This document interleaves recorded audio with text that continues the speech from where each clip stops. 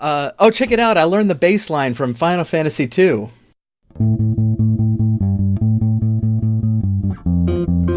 Kai, you're the salt of the earth. Thanks. I mean, you're the scum of the earth. Thanks. Live from Kakariko Village.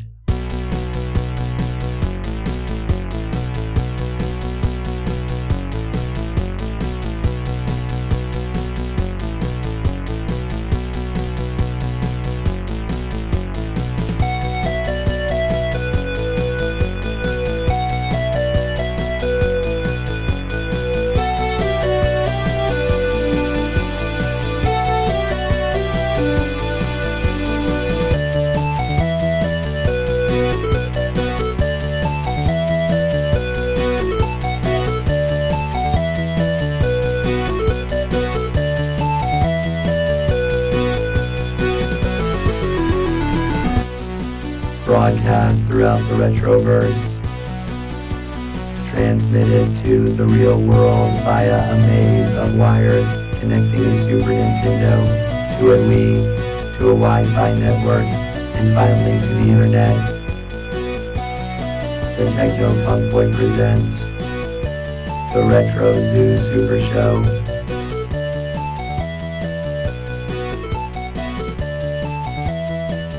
Now here are your hosts, Kai and Steven.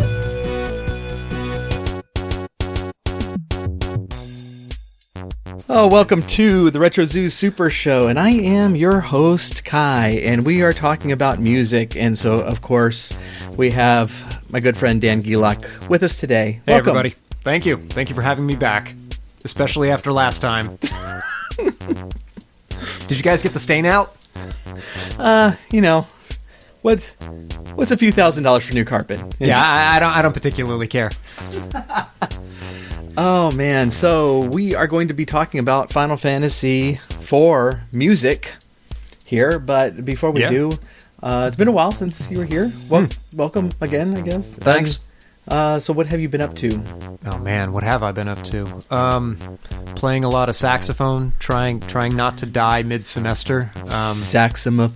That's right. That's what I've been doing. I wrote a piece of music which was saxophone quartet plus cowbell. Everybody seems to love cowbell, so that was a big hit. Can you give me that link again? Yeah, sure. So I can put that in the show notes to know, so that people can know, what their professional musicians are doing with their lives. Yeah, this is like the high point of my professional life. This is the greatest thing I've ever done, and it's me running around just clanging a cowbell. That's pretty great. Yeah. If anybody's wondering, it feels exactly as good as you'd expect it to feel. Oh, yeah. Yeah. Oh, goodness. So, I forced you to listen to the Final Fantasy IV soundtrack. Yeah. Which I appreciate you doing. Yeah. And this is one that you haven't... Have you... I haven't played any Final Fantasy games at all. Not at all? None. Not a one. However, after listening to this, I legit want to play this game. Very cool. I've only played a handful of JRPGs, but I legitimately want to cover this now. Yeah. I want to check it out. It looks too detailed. It looks really, really cool. So. Nice. Yeah. So now I'm curious. I know you played Chrono Trigger. Yes. What else? I've played Dragon Quest or Dragon Warrior 1. Yeah, if you count that. So far though, you're batting 1,000. Those are two really great games. And Chrono Trigger and this, and then let's see, what else have I played? Super Mario RPG, if you count that one. And then... Yeah, sure. It's got a quirky style to it, but... It is an RPG. It's a good game. Yeah, I think so too. The other ones that I've played... nothing that you'd consider standard fare, other than what we've just mentioned. So, things that look like an RPG but aren't. Do you count, Zelda Link to the Past? Not really, right? No. Yeah. So I legit okay. So a couple of episodes ago, we had a caller that that, I mean, it was just, the whole point of it was to make fun of, like, everything these days is a Souls-like, or a roguelike, or a Metroidvania, with RPG elements, or and it's like there's these buzzwords that we do, and you know what? I'm gonna do this rant now. Okay. And I'll put it in form that is separated. But have you heard the debate on whether a hot dog is a sandwich or not? Only people referring to it. Okay, so yeah, I mean, it's just a question. It's like, stupid. But yeah, people say, well, is a hot dog a sandwich? And they go, no. And it's like, well, it's meat in between two slices of bread. Right. That's a sandwich. Right. And you get them to think about it. And what people are not realizing is that hot dogs are not a sandwich because there's such a thing as hot dogs. Yeah, it's its own unique thing. Right. So if like there's no hot dog category, and somebody made it, then we might slot it as a sandwich, but we don't do that because there's a hot dog. So you're saying that hot dog is not even a subgenre of sandwich; it is its own independent, freestanding genre. Well, pretty much. Okay. But it's just that thing that, it's like, just because like things have similarities, it doesn't make them the same thing. Doesn't automatically make them the same thing, right? And I think this is the problem with everybody calling everything a Souls-like and a roguelike and a Metroidvania and stuff. It's like, yes, games have similar features. Doesn't make them the same game. Right. Yeah. And we don't have to call everything a Souls-like because there are other categories that exist in life. Got it. And it's just like, it bothers me for the exact same reason as people who say hot dogs are sandwiches. It's all right. To be perfectly honest, I don't think anybody says a hot dog is a sandwich. So people online have been, well, no one says it at first that I've seen. I can see certain jerks just being devil's advocate because it's really difficult to argue against someone who suggests that a hot dog is a sandwich. Right, yes. But that may be the only reason that they're arguing it. Yes, exactly. All right. Yeah, so anyways, that is that rant. So great. Anyway, so do you want to talk about music? So no, Zelda is not an RPG. No, it isn't. It has RPG elements. Yeah, there you go. Yeah. So all the other RPGs that I've played are RPG elemented. Yeah. Games. Right. Yeah. So cool. All right. Well, before we begin on the actual music, there is some worthwhile news that I've been actually touting around to all my friends for anybody who is saying that complaining on social media never changes anything, and we now have just absolute evidence that it does. It changes the world in wonderful ways. So the new Sonic the Hedgehog trailer came out, and for those who saw like the original images in the original trailer, this movie looked like just an absolute hot mess. Sonic looked honestly bad, and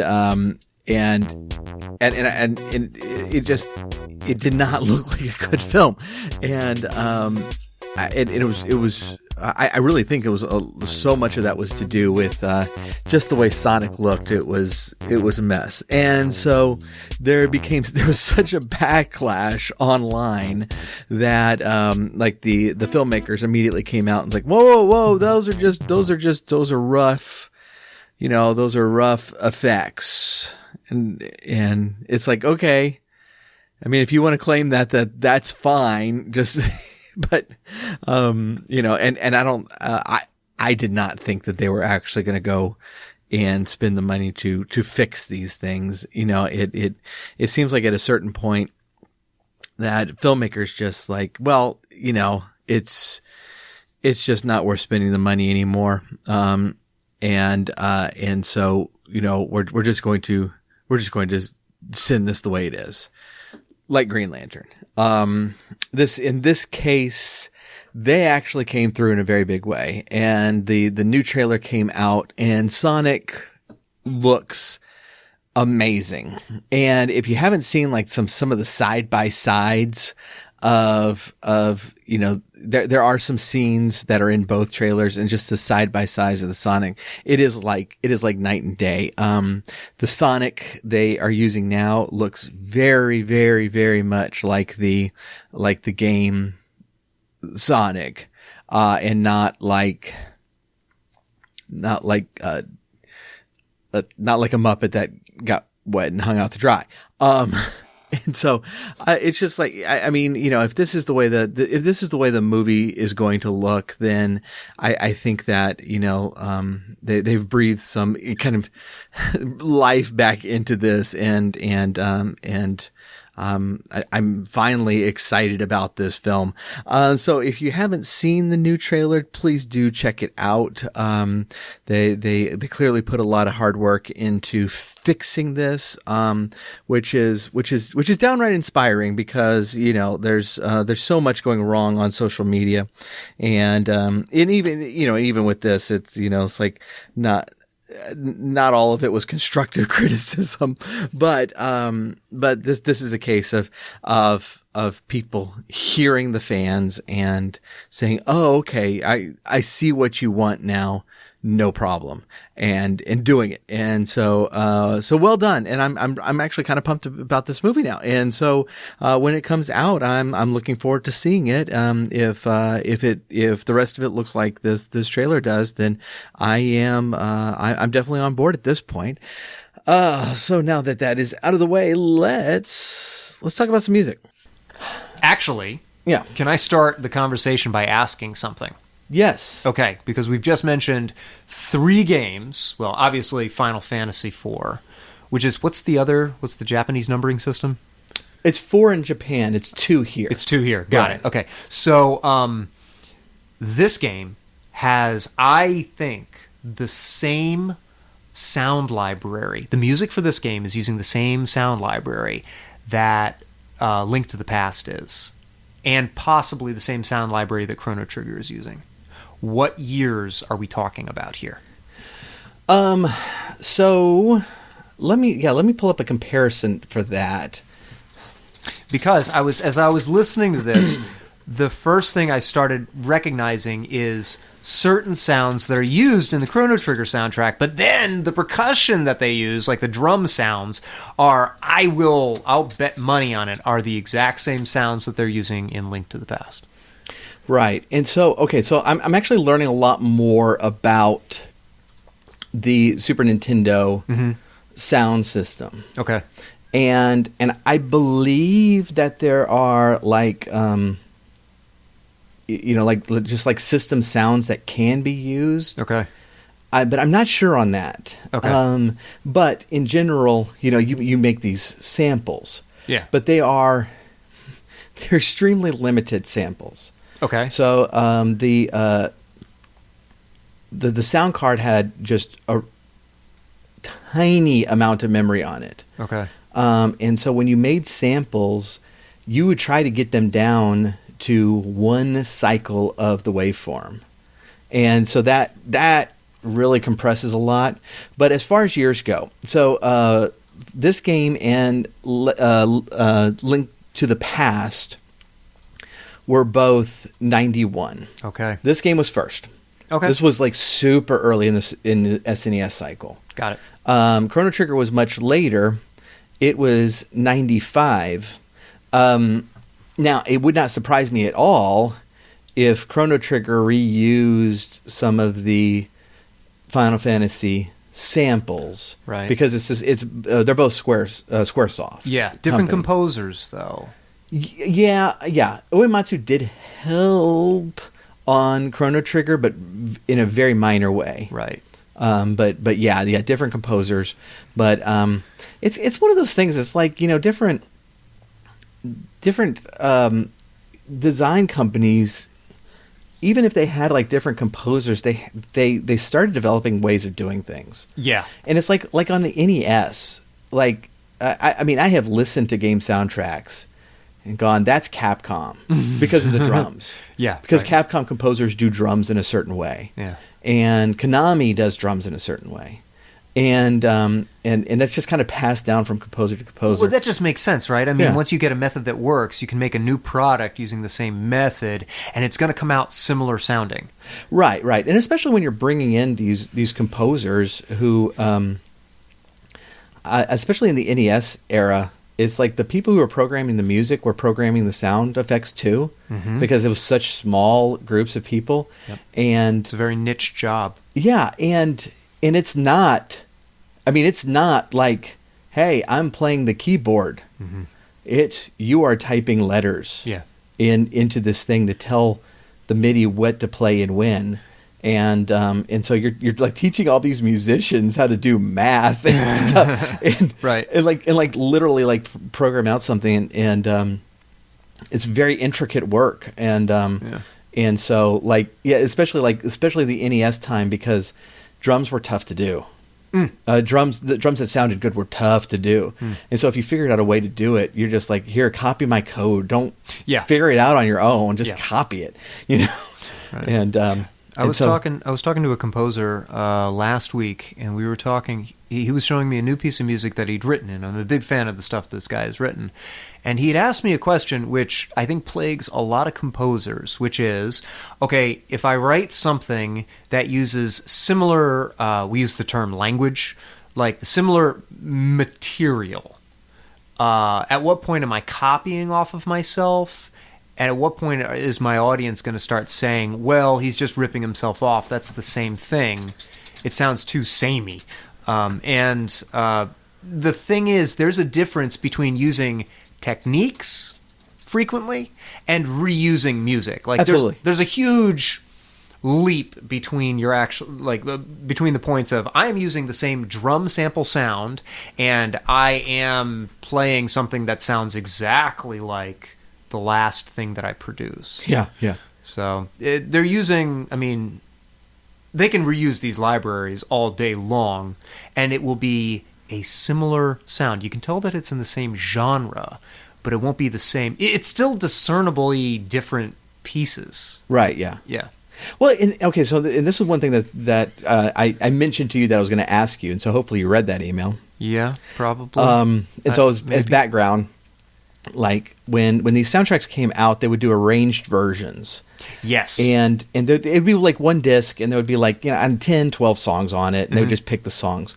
So for, you know, they kind of did standard ones. They would do like a solo piano one for everything, and then they would do something, you know, a little bit more particular, but it was normally in like a certain style or something, but it was very kind of classical or rock based, if they're doing like the battle music was, you know, a lot of times was rock based. But they got this for the arranged version of this album, they brought on an Irish musician to do it in a Celtic style. Yeah. And it is one of the best arranged Final Fantasy albums ever. It's gorgeous.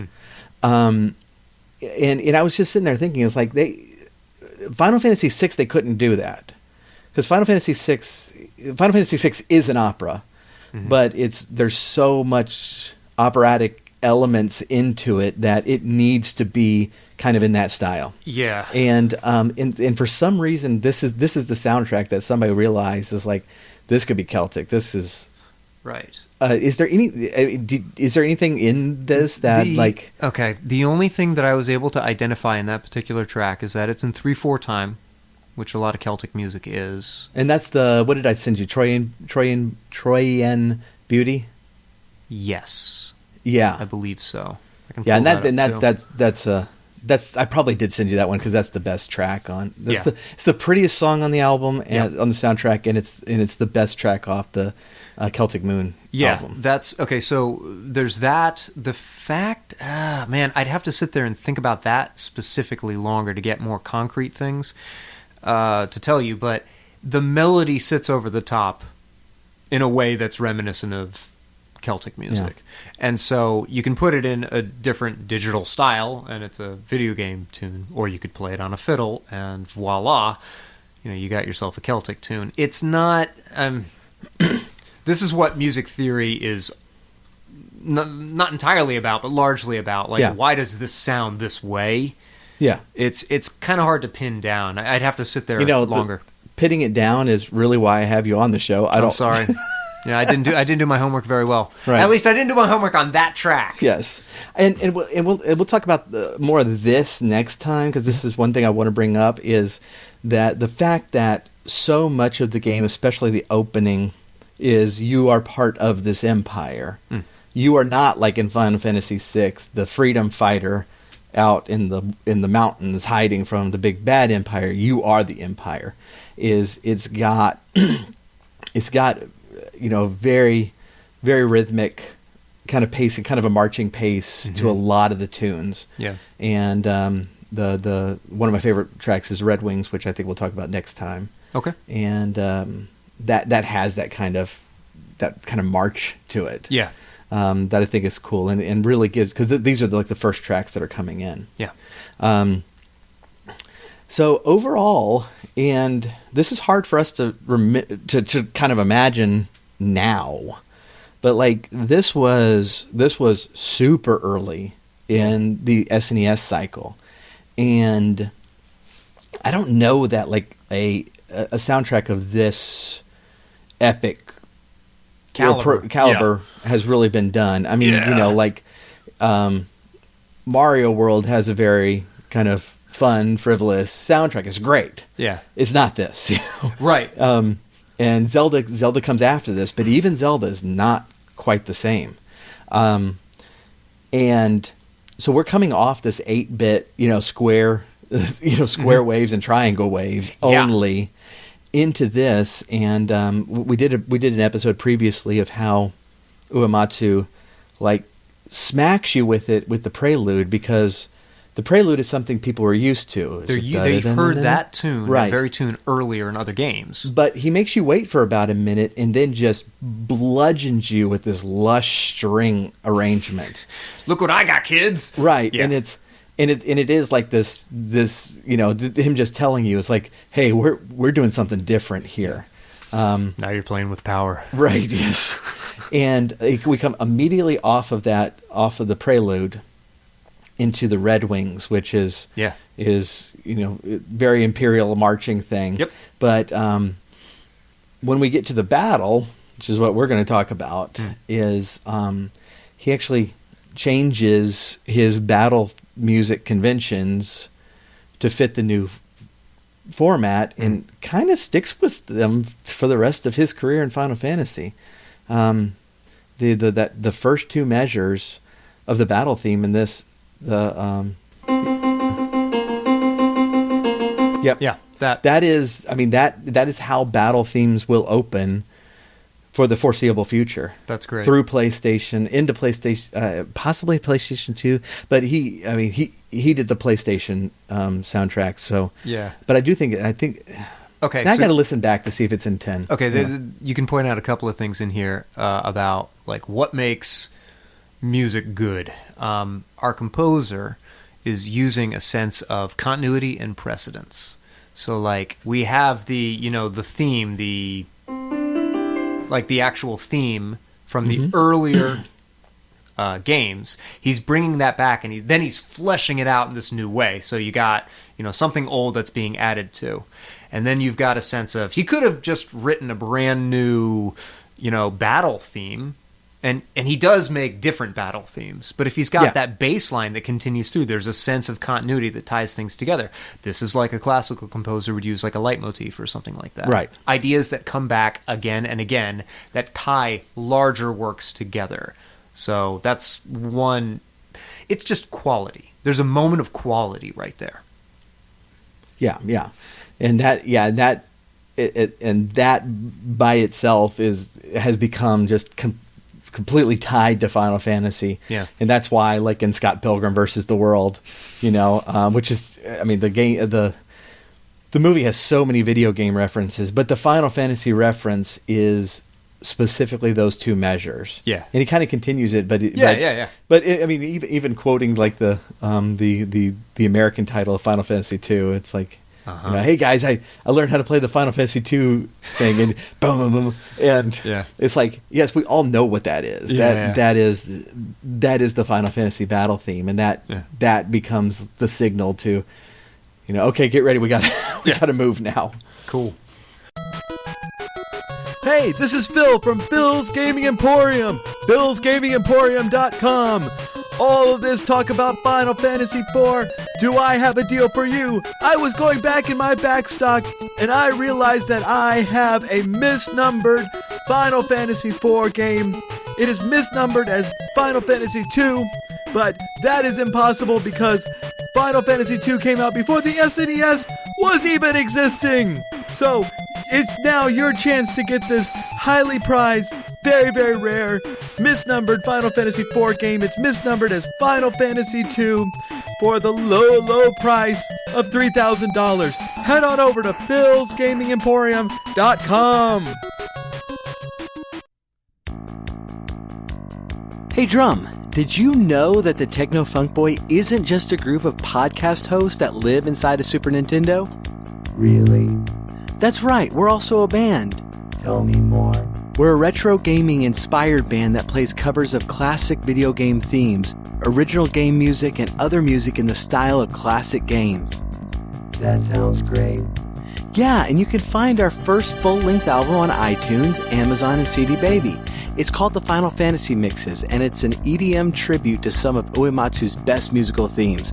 Check the episode notes for links or go to Techno Funk Boy to learn more. Techno Funk Boy sounds like the greatest band that has ever existed. I programmed him to say that. Well, do you want to play some music for him and pull some pieces apart? Yeah.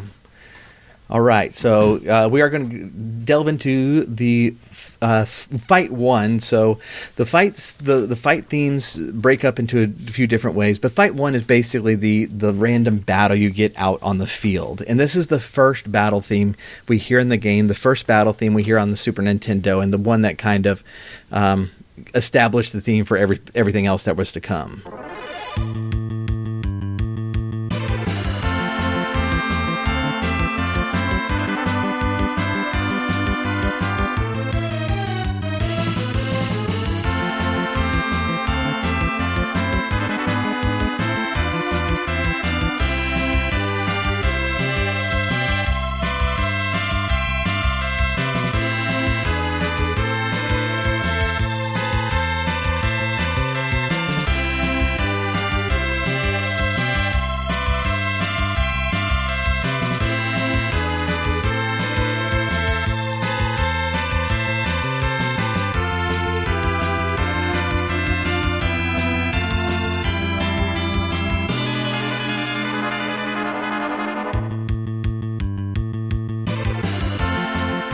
Into the cycle. So, okay.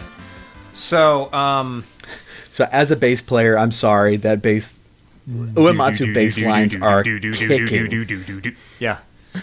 No, it's good. It's good writing. Okay, so like, let me just point out several things. Like, if you're cool with it, I just want to point out like, sort of like Rick Beato, what makes this song awesome. Yeah. Like, I've got a number of things that make a lot of this like like Rick Beato, who has been mentioned oddly a lot in this podcast. I'm so sorry. No, not in this episode. Is it me? I talk about Rick Beato a lot, and screw that guy.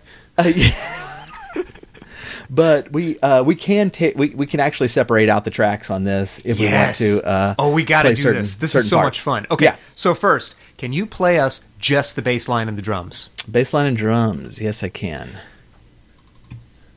So here's the setup. When you're coming from something, I mean, listen to that. When you're coming from something, one of the episodes that we did was Dragon Warrior.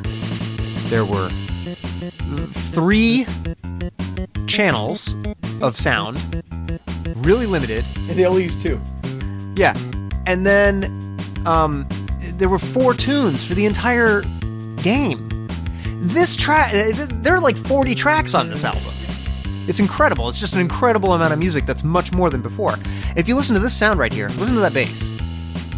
It's not a bass sound. It is a bass guitar sound. It is a plucked bass guitar. I guess picked. That's a picked bass guitar. You know what I mean? So it's not just a bass voice. It is literally a particular instrument. Yeah. Then you get other ones. Can you play us the trumpet part?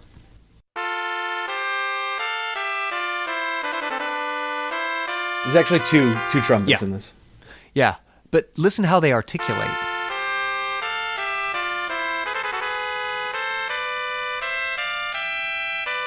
Or maybe the articulation isn't in this particular track.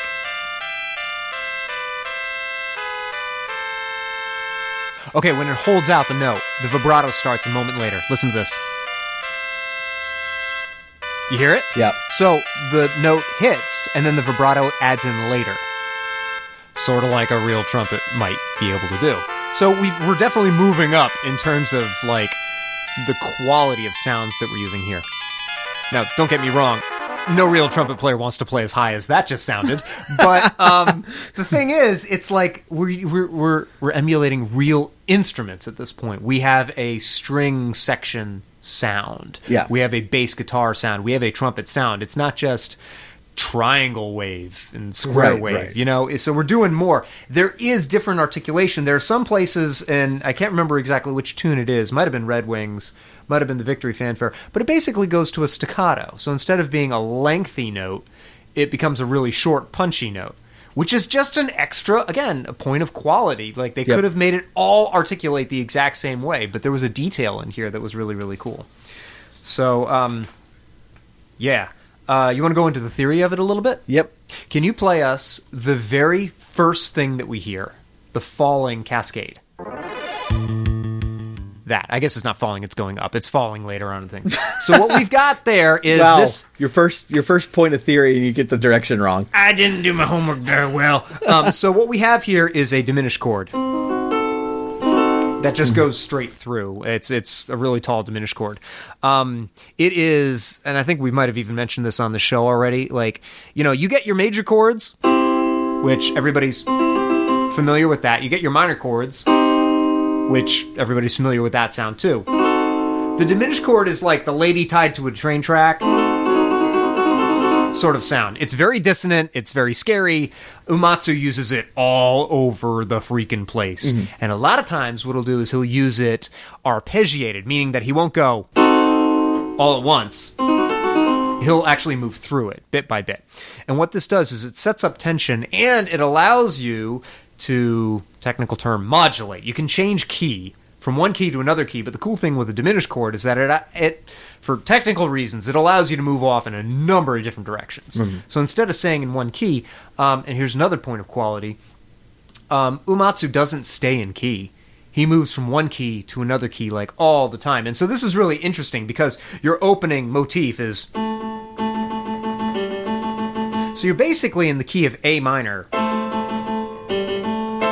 You get that. But then once the melody actually kicks in, he moves into major all of a sudden. It's a battle theme. You'd expect it to be like threatening and stuff, but this is almost victorious already. And so what you got is you get a bunch of gamers that are playing this thing, and they listen to this music, and you get this sense of, I can do this. This is something that I can accomplish. It's maybe it's exciting, but it's not a threatening sort of exciting. It's like a... You know, I can actually emerge from this victorious sort of thing, which is really tasteful. But then he goes back and forth between the major and the minor in a very knowledgeable way. To sort of flesh that out, check this out. If I play a C major scale... Okay, that's... Everybody's heard a scale before. I'm going to play the exact same notes, but I'm going to start in a different place. All we do is we change the note that we're focused on, and all of a sudden, the same collection of notes goes from being a major sound to a minor sound. And so what Uematsu does is he's actually changing, he's using the same collection of notes, but he's going between a major and a minor sound in different parts of this song, which is very clever. And it makes it sound active and interesting, and he's doing different things with it. It's not the same... He doesn't go... I mean, he uses that, but he doesn't just use that the entire time. Yeah. He'll return to it, but, I mean, he's all over the place in terms of what he's using with chords and tonality, and he's using that funky diminished chord to, like, get from one place to another. So it's, you know, it's good writing. Yeah, and that's one of the things that's, like, really critical in composing for a game like this, because this is the song that you're going to hear 5 gazillion times. Yeah. And so even if you write a good song that doesn't change, that doesn't move, that doesn't, you know, go through ups and downs, you know, you are going to, it's going to get really boring really quick. Yeah. But this is the type of song that keeps the energy going for an extended period of time. For hours. None of the battles last for hours, but right. You're going to be hearing this song for hours. Yeah. Yeah. So, can we do this? Can you play it again with all the voices intact? And I just want to tell everybody what's happening as it goes on. Okay. So we're going to start in a minor key with this 2-bar introduction. Diminished.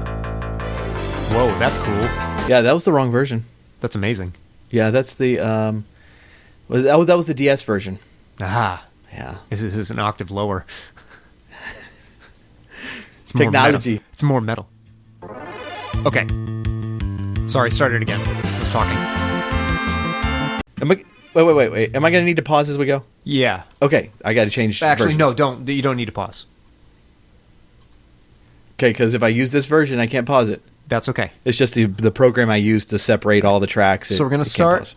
We're going to diminished arpeggio at the beginning, bass chord. So the bass is jumping up and down using octaves. You're in a major key right now, but then you're back to minor. The little melody on the top is a diminished lick. Still major. We're entirely in major right now, and he stays there for a bit, and then he goes to the minor chord. Now you're in minor. Same note collection. Back to major. I mean, this is a happy battle theme. It's kind of funky. Back to minor again. All right, then we're going to go into this third section, this sort of C section to the piece, which is just building us up to repeat. Diminished. Back to the bass line. Major again. And that's pretty much how it goes. Yeah. So he's changing key back and forth and back and forth. He's got 3 main sections to it. The bass guitar has got this really cool line that's going through, and you get the melody and the trumpet and everything. But and it's made to repeat, so you could repeat it as long as the battle needed to go. Right. Yeah. Yeah. One of the other reasons is this is kind of a happy battle theme. Is that this is for the battles that you really should not lose. Oh, okay. Yeah. You know, these are just the random encounters. The less threatening battles. Right. Yeah. Now you might lose to them if things go wrong. Yeah. But this is the easier of the battle. Just as the first boss battle is significantly darker. Minor. Yeah. So what happened is Uematsu decided that he needed a non-threatening battle theme and a threatening battle theme. So he said, okay, one's going to be mostly major, the other's going to be mostly minor. Also, again, that bass line, man. Yeah. Yeah, it's good. Anyways, and so I think there's actually a couple of other battle themes for the major bosses and then the big boss. Mm-hmm. He's viewing it as a soundtrack. I mean, like previously, if you've got, I keep going back to Dragon Warrior, 4 tracks. The entire game was 4 tracks. Yeah, pretty much. And now we've got a different melody for everybody's house.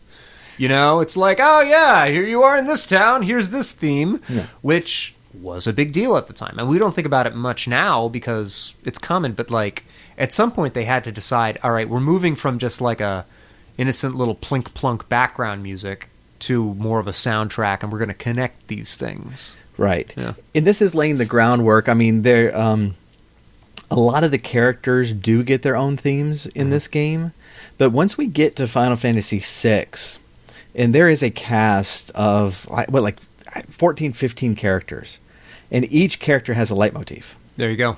And that's, I mean, there's an opera in the middle of that game, and that is the game, the programmers of the game going, if you haven't figured out we're doing an opera here, we even have, we even have an opera soundtrack. Opera within an opera. Right, exactly. Operaception.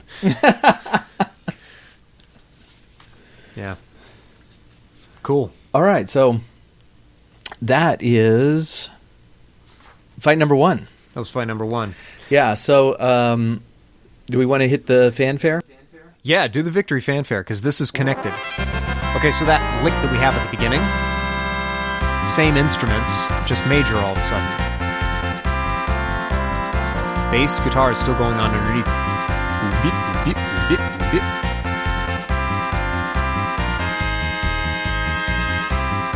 Nothing but major this time, and that makes sense.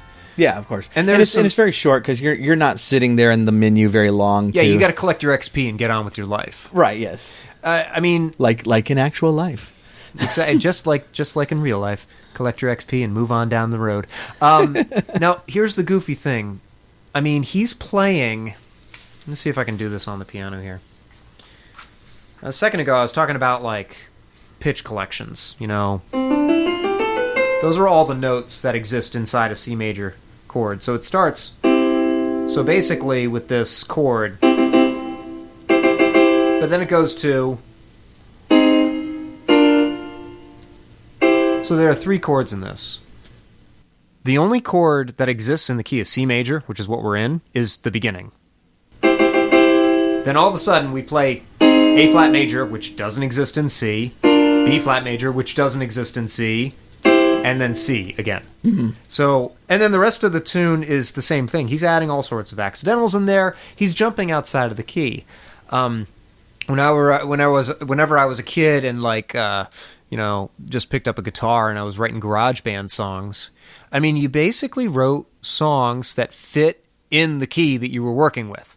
So if you could use the same notes to make a G major chord and a C major chord and an A minor chord, you would do that.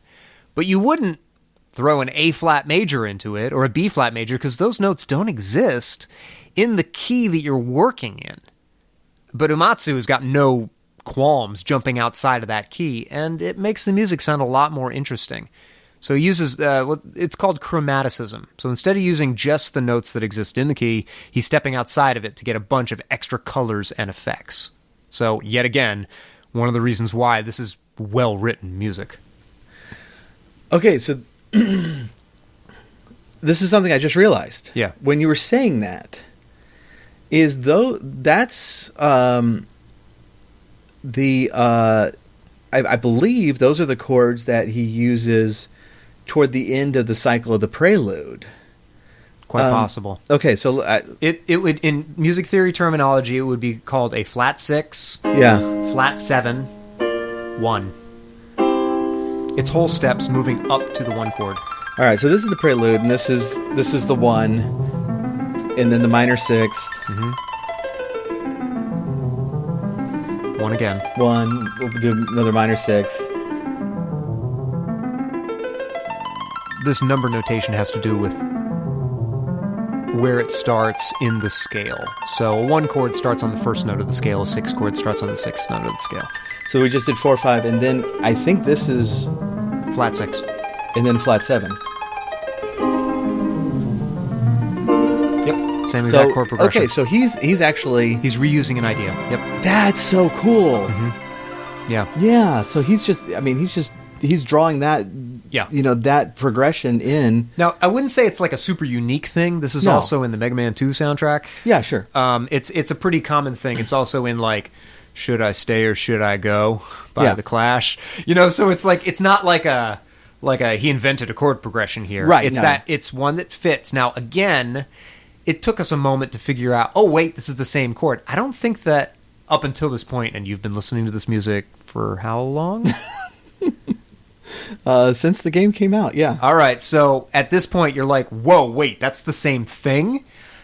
According to music theory and according to harmonic analysis, yeah, it's the same thing. Right. It's a flat 6 going to flat 7 going to 1. But we didn't necessarily make the connection because even though it's the same technique, it's not automatically the same song. No. Yeah, it's definitely not the same song. Also, me not noticing things musically, you've known me for a while. This song has notes in it. What? Since when? Right. But I mean, do you think, reusing those ideas, does that create kind of... Yeah, a sense of cohesion. I was going to say, I was going to use the term harmony, which is completely inappropriate for that. But yeah, cohesion it creates a harmony. It's with harmony over the entire thing. Yeah, yes, it does. It creates a sense of cohesion across the thing, which again is something that a decent composer would do. It's not erratic. Here's an idea. Here's another idea. Here's a random idea, and now we're done. there's right. a point of connection across the thing. That's very cool. It is cool. All right. So are we now done with this? Yeah. That's all I got to say. All right. I'm sure I forgot something. I'll come back to it later. Yeah. So this was actually this was my it was the first Final Fantasy I played. Okay. And the first JRPG I owned. Uh-huh. And the first one I played, but it was the first one I owned. Yeah. And I got to say, getting into there's a lot of musical surprises at the beginning of this game. That just for the fact that we are upgrading to an SNES. Yeah. But when you first get into that battle, and it is so kind of uplifting, and inspiring, and you're like, oh, okay, yeah, let's do this, let's go. Yeah. And then when you get into the first dungeon, we're not going to talk about this song. We can play it. We'll play the it. Dungeon of Wonders. Right? Yeah. It's like it's not what you're expecting from the dungeon theme. Yeah. It's and it's a mist cave. It's like the whole cave just has this mist that kind of flows into it, and so it's hard to see. They have this really cool misty overlay over the entire thing, and so everything's just kind of hazy, and it's very cool. But when you walk in and you get this.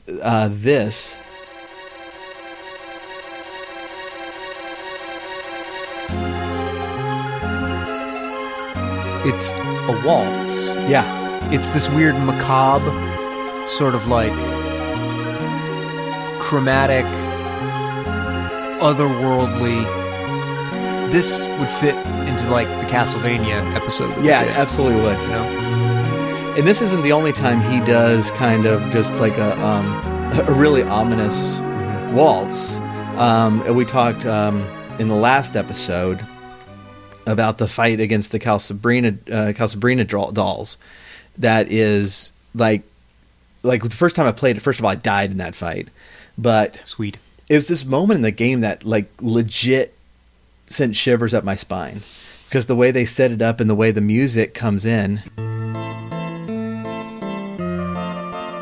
Creepy.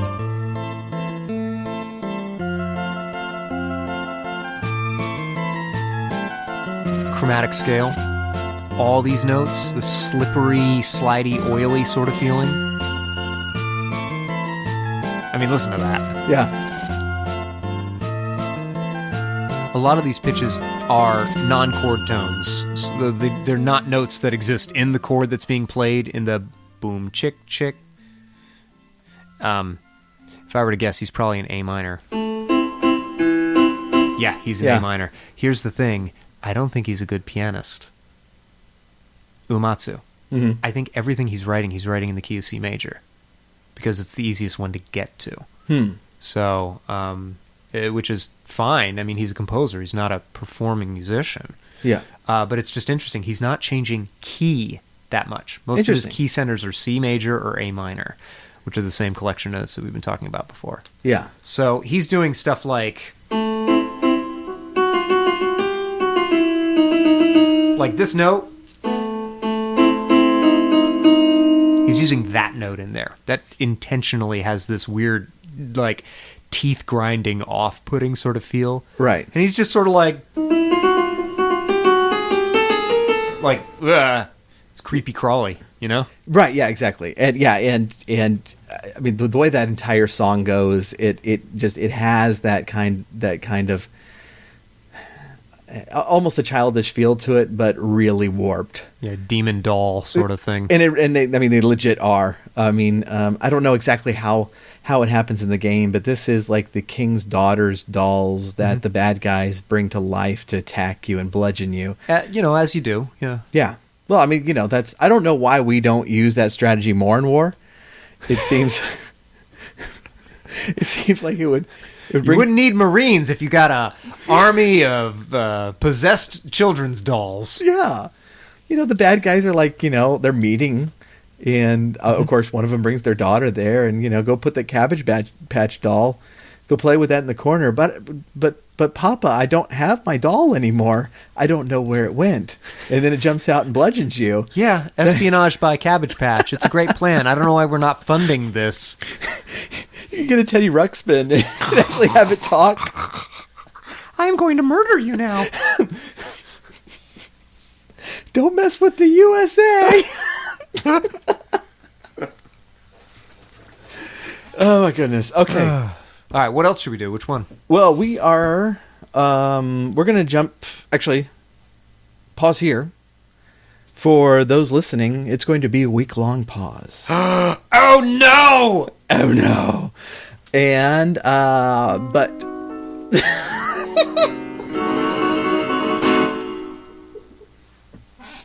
I don't think you heard me. I said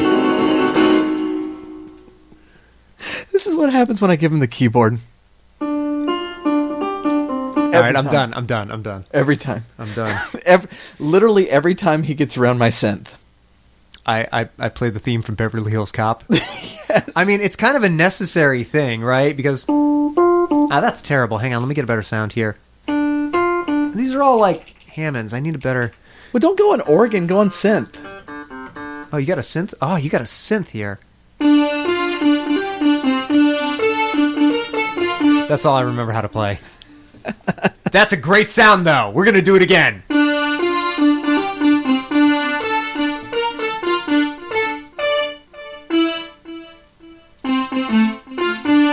It's something like that.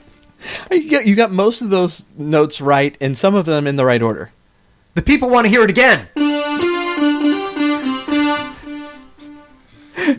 And with that, see y'all later.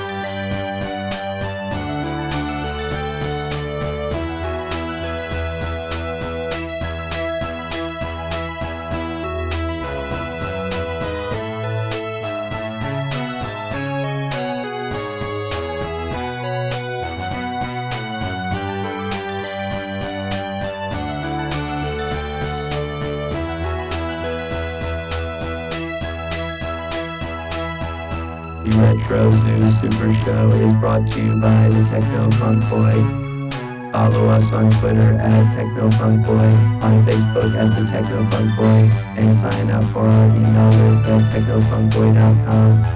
Also look for us on Spotify, iTunes, and Amazon for music.